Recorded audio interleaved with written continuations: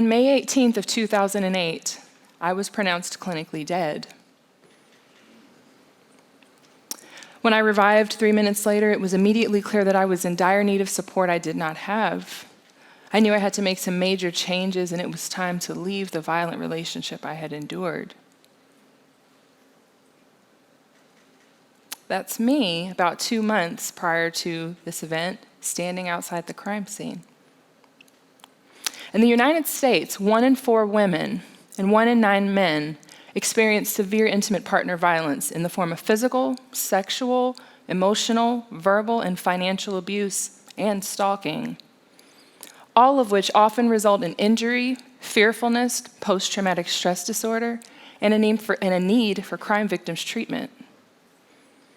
14% of homicides, 70% of which happen to females and 30% to men, are the result of intimate partner violence. Of those who survive, an estimated 94 to 99% will also experience economic abuse.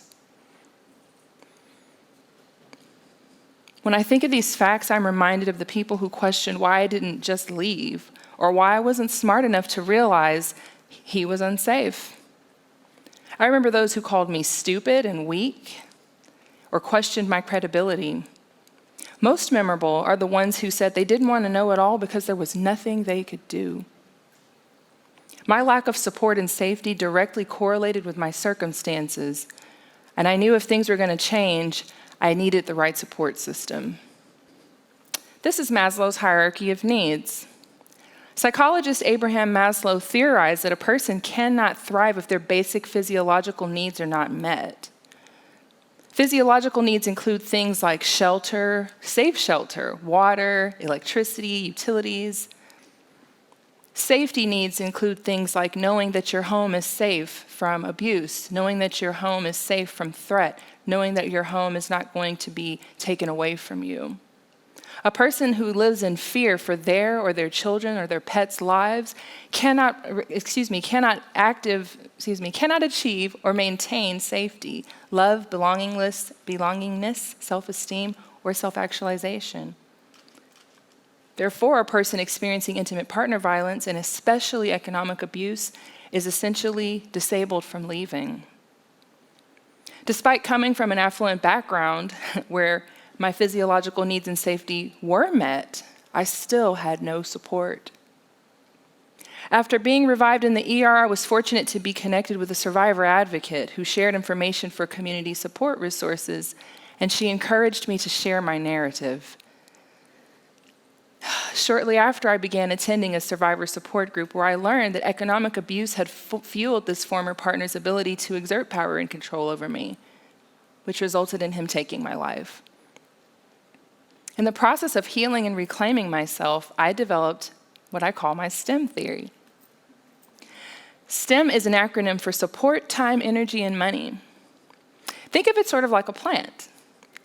At the root, you have support, which are your friends and your family, the people who in your community who care about you and champion you to your success, people who mentor you and encourage you to stay ahead.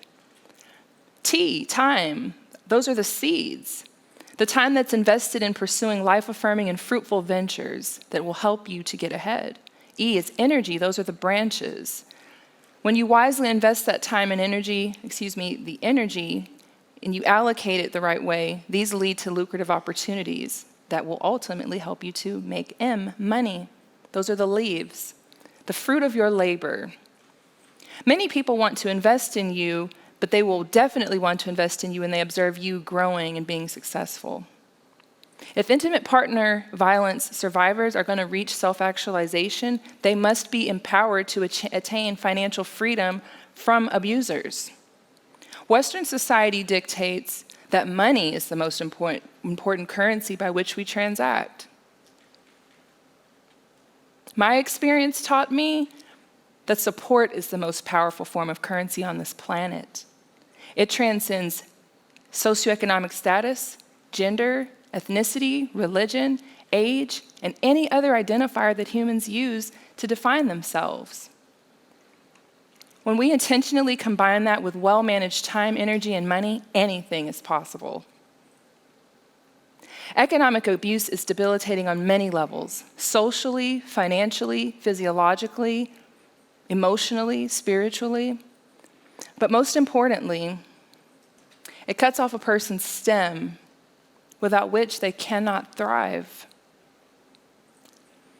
In 2008, when I began my second life, I transcended surviving and began thriving by cultivating my stem.